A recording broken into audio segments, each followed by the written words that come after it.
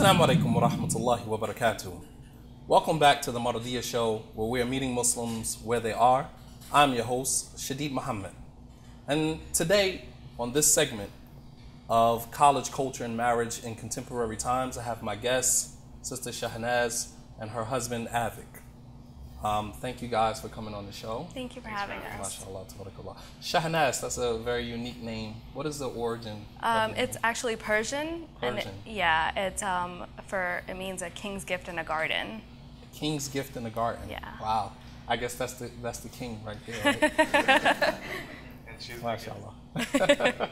MashaAllah. So I heard you guys got married right out of high school. Is that correct? Yep. Most people would say that you guys were crazy for getting married so young.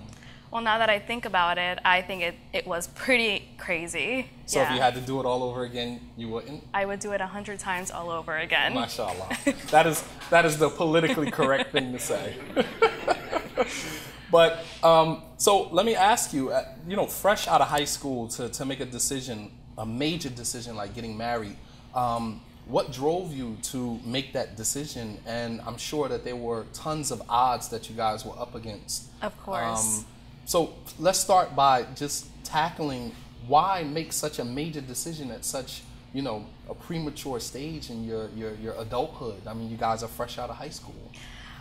Number one, first and foremost, I wanted to preserve my chastity. Okay. And I think that was the most important thing. I was brought up in a very spiritual sense. Okay. My parents encouraged Islam on us from a very young age. Okay. I went to an Islamic school all my life. Okay. And I learned about Islam from my parents as well as the school that I went to. Okay. And I knew that preserving my womanhood is important, it is key. Okay. And I met my husband in school, and we knew that we wanted to get married for reasons such as preserving your chastity, my chastity. Yeah. And so after high school, we realized that it was the right thing to do, and that's why we did it.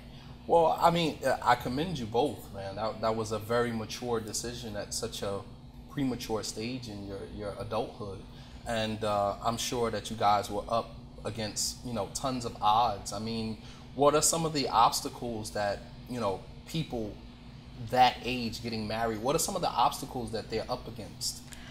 Well, in our case, we were up against obviously the culture clash. Culture clash. The culture clash. What is your culture? I'm Indian. Indian, and your culture? I'm West Indian. West Indian. Indian and West Indian. What is the difference? To us, there is nothing different. Wow. There's nothing. MashaAllah. But to our community, there is everything that is different. Wow. Yeah. So you guys saw nothing wrong with that, but the community saw everything wrong with it. Everything wrong with it. Wow. Especially with the fact that his parents were not Muslim. Okay. And we were, again, 17 years old. Wow. No one thought it would work out. Wow. Yeah. I'm sure. Wow. So, I mean, I'm sure in a situation like that probably brought you guys closer. Of course. Of course. Knowing that, you didn't have much community support, much family support, and, basically it was just you two guys fending for yourselves. Again, it was just like you two against the world. It was exactly just the two of us against the world. Wow. And, we did it and made us stronger. We know more about each other as individuals than if we hadn't done it. If we hadn't done this, I would have been dependent on, my family. I think it's made me stronger as a person. Absolutely. Yeah. How about yourself? Do you feel like? She's brought out the best in me and everything. Wow. So I've never imagined myself getting anywhere as farther as I possibly could have. Growing up as a background coming from my side, we're not. Did you embrace Islam, or how did that happen? Actually, I was actually born Hindu.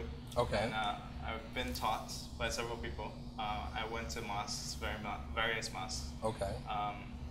And they've given me lectures. They've given me guidance, and I said, nothing feels closer to me than this. Okay. I just really connected. I never really connected with Hinduism. Okay. So something was calling me. Okay. And so I said yes. Wow. Wow, that is very, very powerful. Very powerful. So, okay, you guys got married fresh out of high school. Ton of odds up against, you know, you guys were up against. It brought you guys closer. The cultural clashes. Let's talk about that a little bit. You have, and I mean, we actually talked about this in the last segment of this same topic of college culture and marriage, and you have a lot of college students that want to get married. They're in an academic environment, so they're a little more open-minded, a little more optimistic about marriage and cross-cultural marriages, you know, not basically sticking to their own culture, but marrying outside of their own cultures. And while the children are more optimistic and open-minded about that, their parents, on the other hand, are a little more rigid and strict and stick to these cultural traditions that, you know, kind of impede or, you know, get in the way or drive a wedge between the two people who want to get married. And those things kind of cause them to make bad decisions, like to, you know, have, you know, intercourse with each other without being married, to either just, you know, dismiss the whole idea of getting married altogether. You know, have you guys seen people go through these types of situations? And every time I see it, I think it's just so unfortunate. They obviously want to be married. They obviously want to be together, and because of, you know, culture clashes, they can't be, and it's unfortunate. It's unfortunate that because of that reason, they're unable to get married and preserve something such as so important as their, you know, their chastity. Especially in the times that we're living today, where you don't find young boys and young girls that are virgins, right, you know, that have maintained their chastity all the way up until the time that they got married. Exactly. That is almost, you know, that's almost non-existent right now in American society.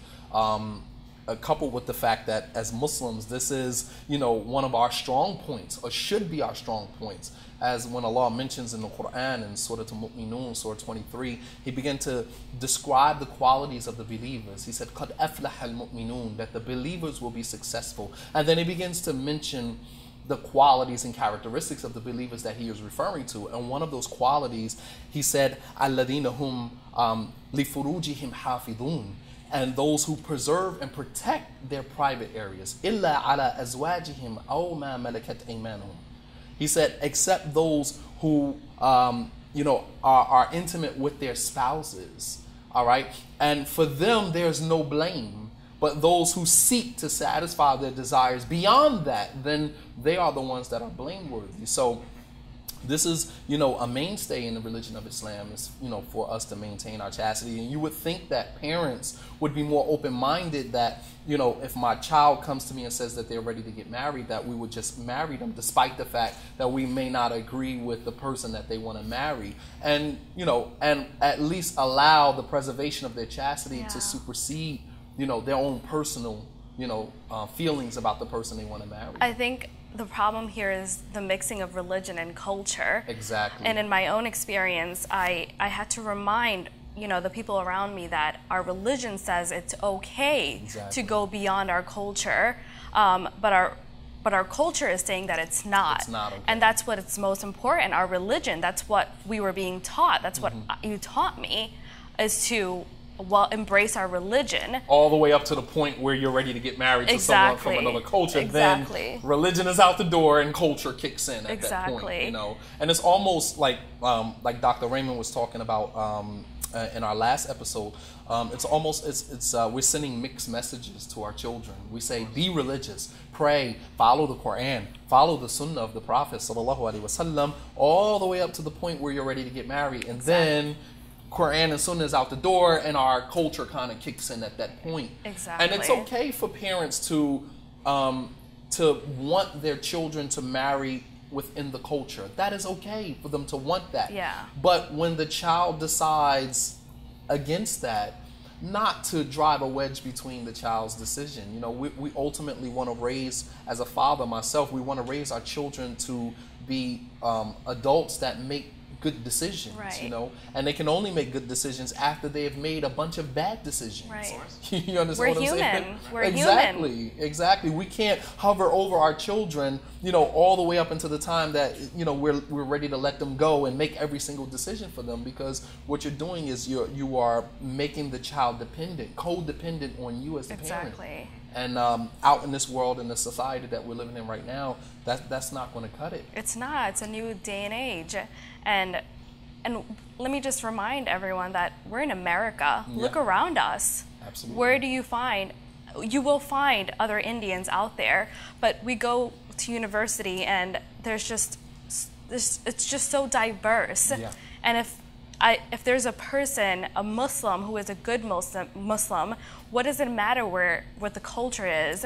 As long as a person is good inside, that's all that matters. That's all that should matter. And our family members, our parents will say that that's the most important thing, but when it comes down to the marriage part, that's not the case. That's not the case. And I'm not going to say hypocritical, but it does send mixed messages. Of course. It's like you're telling me on the one hand, it's almost like what America says to us as African Americans, yeah. that every man was created equal, but yet and still we are still, treated as second-class citizens. Exactly. There was a time where, as African Americans here in this country, much like you guys in your countries, your respective countries where you come from, you had to fight to even be recognized as a human being. Of course. You talk about second-class citizen. Let's talk about non-citizen, that we were not even considered human beings. Exactly. There was a time in American culture where we, as African Americans, were not even considered human beings. Exactly. And then we'll run with the slogan, "Every man was created equal." So what message are we sending? Exactly.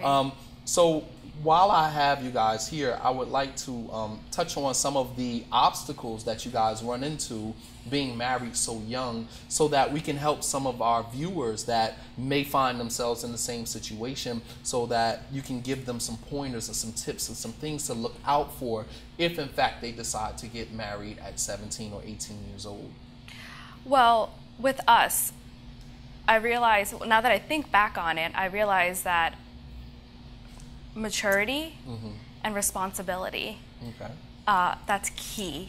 Okay. I think you have to have that responsibility and that maturity within yourself, and you have to understand going into the marriage, you have to understand that there are responsibilities, and it's not blah blah blah, it's not happy, it's not a fairy tale all the time. There are obstacles such as financial issues. Okay.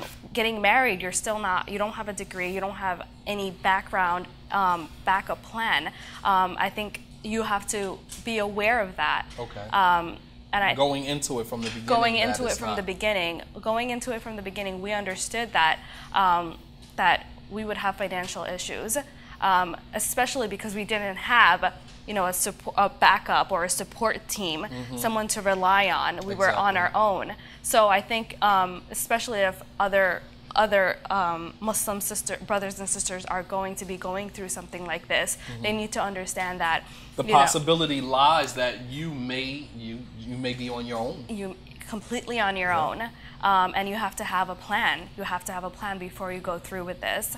And luckily we did. We were very mature about it. And when I think back on it right now, it surprises me how mature and responsible we were. Absolutely. And it speaks volumes to what your parents actually did for you. Exactly. Even though they may not have agreed with the decision, but the fact of the matter is that you can't blame me for something you raised me to be. Exactly. You raised me to be mature, and you raised me to be responsible. Right. And then when I do the responsible thing, you have no one to blame for that but yourselves. Exactly. I'm a product of what you made, exactly. what you created. Yeah, and I think that's the most important thing. And also be on the same page. I think it's really important for both parties, both the husband and wife, to be on the same page. What do you mean? I mean, to understand what it is to be husband and wife. There are things that you're going to have to sacrifice. There are things that you can't do. Because when you say that to young girls, there's certain things you can't do. Then it's like, see, that's why I don't want to get married. Well, we're going to have to work. You're going to have to work both. If you're getting married at a young age, you understand that both of you have to work. That's what we did. We had to find jobs. And we also wanted to better our future. We knew that we'd have to attend school to do that. And we did that. I think my husband was saying a little earlier that I brought out the best of him. And I think by encouraging him to finish school, I think that's what a marriage is about, and we have to be on the both same page. He realized, well, in his family, education wasn't very much encouraged. And when we got married, I told him that that's important. If you want to better your future, our future as husband and wife, that's what we have to do right now. And you both made a decision to go to school. Exactly. What did you go to school for? I'm actually finishing up my second part of my degree, which is accounting. Accounting. The first part was nursing. Nursing. Okay, great. And that's what your occupation is now? Yes. Right. Okay, great. And yourself? I went to school to become an English teacher, and that's what I'm doing right now. Okay. Yeah. All right. So stay tuned. Inshallah ta'ala, when we come back, we'll talk more with our guest, Shahnaz, and her husband, Avik, about the dilemma of college culture and marriage in contemporary times.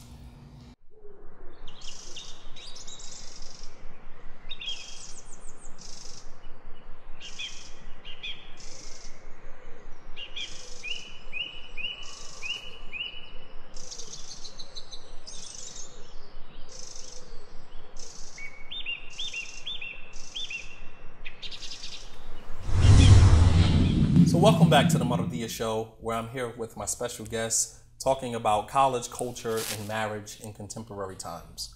So you guys were married at 17, 18 years old.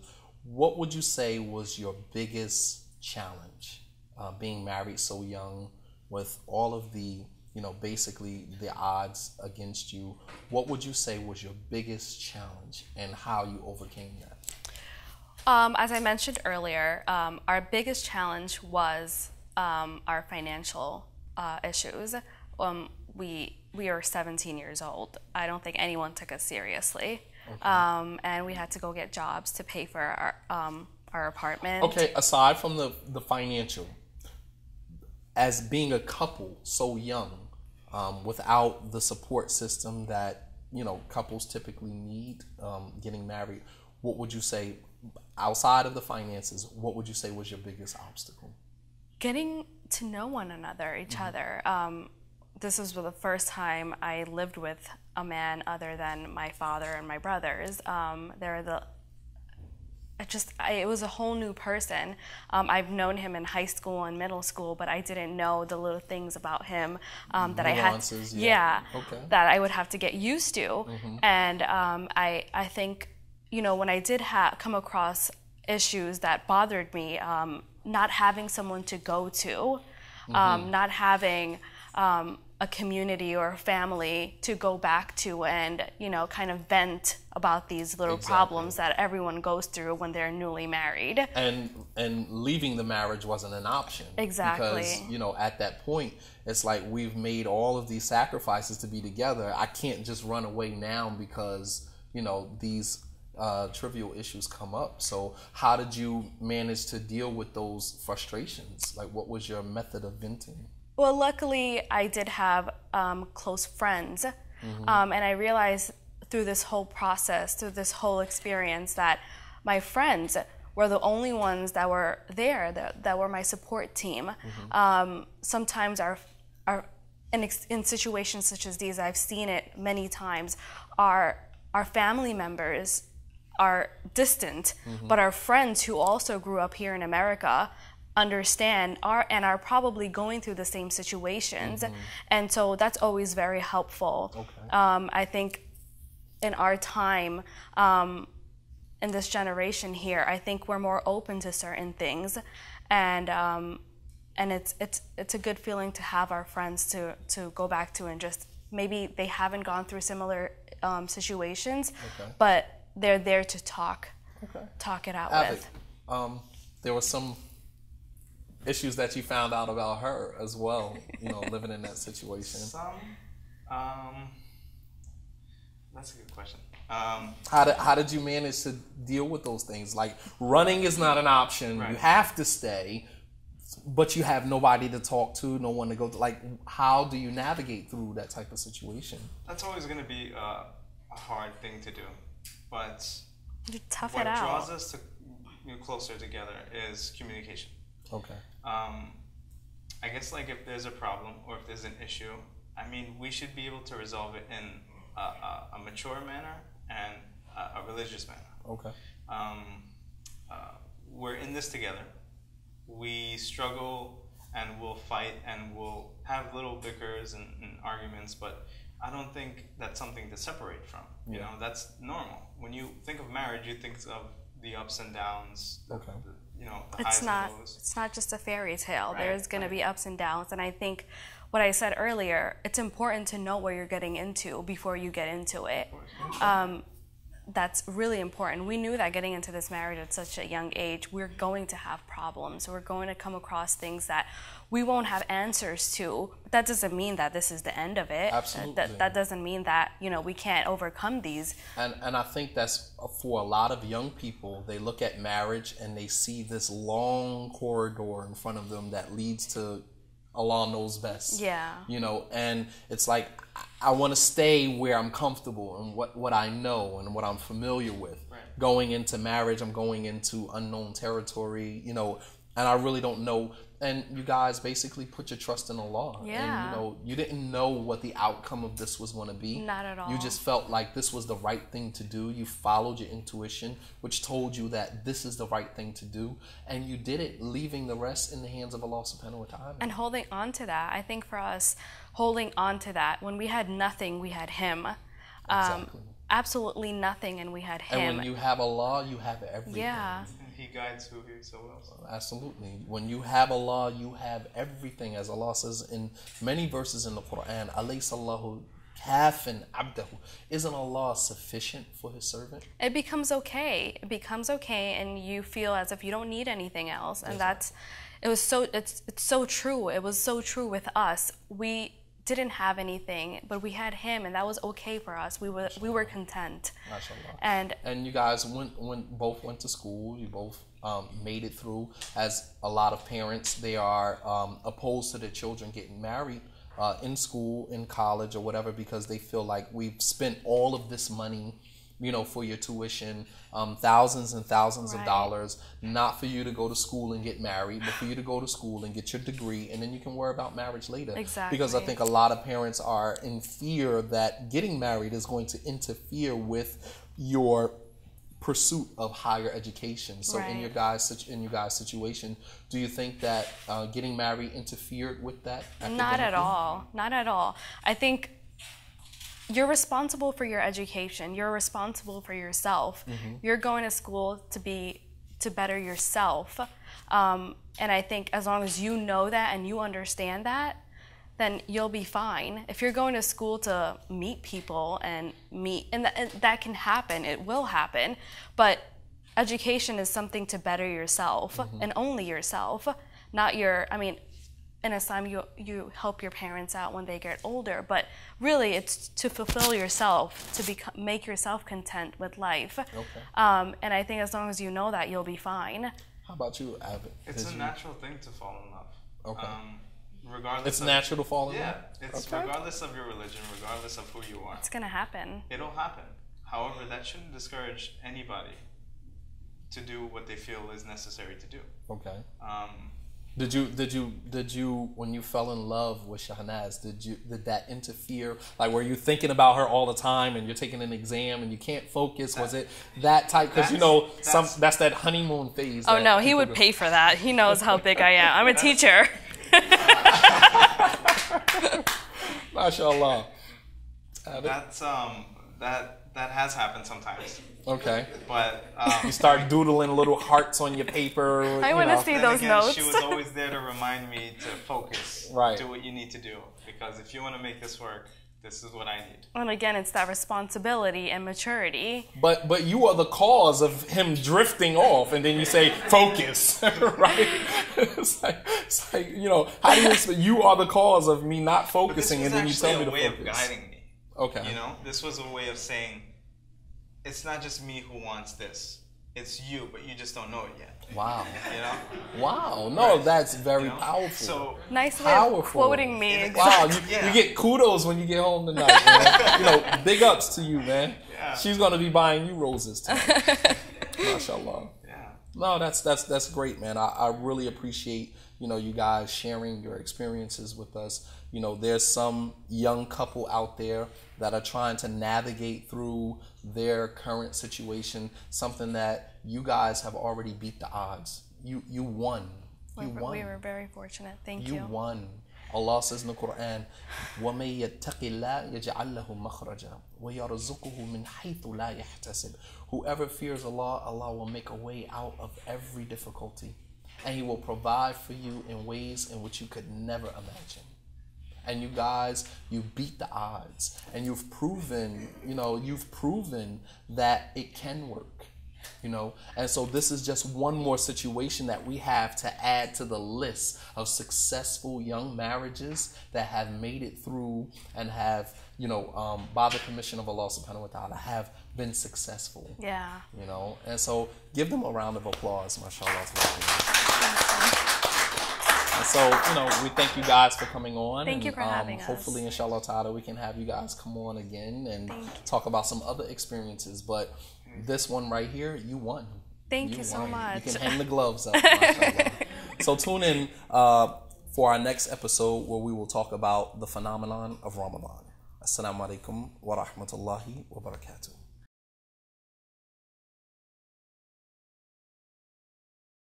When you talk about culture, I think that is one of the facets of the issues that we have in the Muslim community related to marriage. But what I found with the sisters is that women are really only encouraged to get degrees so that they can be competitive for husbands. Okay. So, and I mean, there's just so many different issues related to it. I don't want to meander in this conversation, but you find that it's a double-edged sword, that there are parents who don't want to let their children get married, and it's really for cultural reasons.